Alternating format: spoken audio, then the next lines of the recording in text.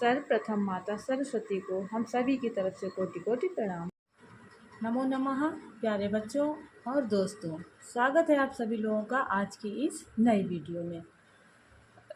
प्यारे बच्चों, जैसा कि आप लोगों ने देखा होगा कि इससे पहले जो हम लोगों ने संस्कृत संख्याएं पढ़ी और 1 से 4 तक की जो संख्याएं हैं उनके रूप तीनों लिंगों में अलग अलग किस प्रकार से बनते हैं उन्हें भी हम लोगों ने पढ़ा और सीखा। देखिए, जब तक आप इन सब चीज़ों के बारे में नहीं जानेंगे तब तक आप इनका प्रयोग करने में या उनको समझने में भी कठिनाई का अनुभव करेंगे। इसलिए जो छोटी छोटी चीज़ें हैं उन्हें जानना हमारे लिए बहुत ज़रूरी होता है। भले ही आप लोगों को लगता हो कि ये वीडियो लगातार एक ही टॉपिक पर बन रही है, इसलिए हम लोग जो है छोटी छोटी चीज़ों को लेकर आगे बढ़ेंगे। आज हम लोग पढ़ेंगे 11 से जो आगे की संख्या है और उनके रूप किस प्रकार, कहाँ पर, कैसे बनते हैं, इनको भी हम ध्यानपूर्वक देखेंगे। सबसे पहले हम लोग 11 से 20 तक की संख्या पढ़ेंगे। ठीक है, देखिए कहाँ पर किसका रूप किस प्रकार बनता है। 11 को बोलते हैं एकादश। 1 और 10 कितना होता है? 11। द्वादश 12। त्रयोदश 13 को बोलते हैं। चतुर्दश 14 को बोलते हैं। पंचदश 15 को। यहाँ पर आप ध्यान देंगे कि षोडश बोलते हैं 16 को। सप्तदश अष्टादश बोलते हैं 18 को। अब 19 को देखिए, 19 का रूप कई प्रकार से बनता है, इसे आप ध्यानपूर्वक देखिएगा। नवदश 19, एकोनविंशति, ऊनविंशति और एकानविंशति, ये चारों रूप जो हैं 19 के हैं। चाहे नवदश बोलिए, चाहे एकोनविंशति बोलिए, चाहे ऊनविंशति बोलिए और चाहे एकानविंशति बोलिए, इन सब का अर्थ 19 संख्या को ही बताता है। ठीक है, 9 और 10 नवदश अर्थात 19। एकोनविंशति 20 में एक कम तो भी 19 हुआ। ऊनविंशति 20 से एक कम तो भी क्या हुआ? 19 हुआ।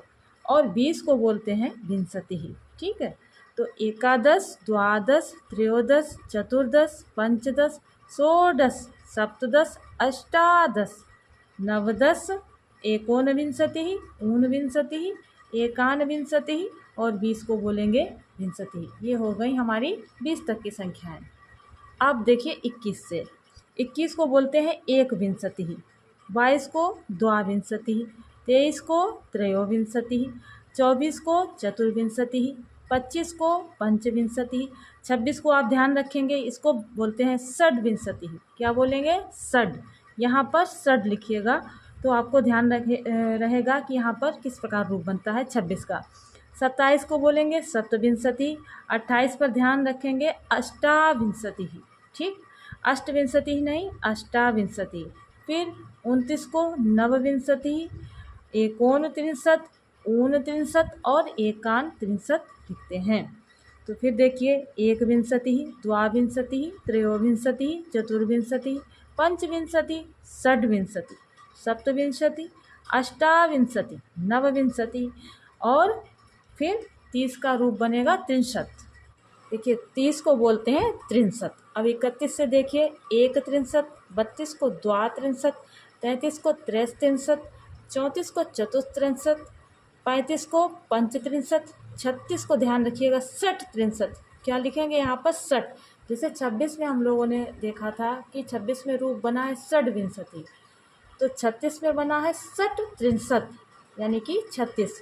37 को सप्तत्रिंशत, 38 को ध्यान रखिएगा अष्टात्रिंशत, 39 को नवत्रिंशत, एकोनचत्वारिंशत, ऊनचत्वारिंशत और एकानचत्वारिंशत रूप बनते हैं। फिर 40 को हम लोग कहते हैं चत्वारिंशत अर्थात 40। अब आगे का देखिए 41 का एक चत्वारिंशत। अब यहाँ 42 से आप ध्यान रखेंगे कि यहाँ पर दो रूप बनते हैं। 42 में द्विचत्वारिंशत या द्वाचत्वारिंशत, 43 में त्रिचत्वारिंशत या त्रयश्चत्वारिंशत, 44 में चतुश्चत्वारिंशत, 45 को पंचचत्वारिंशत कहते हैं, 46 को देखिए षट्चत्वारिंशत। जैसे 36 में बना षट्त्रिंशत वैसे ही 46 में रूप बनेगा षट्चत्वारिंशत।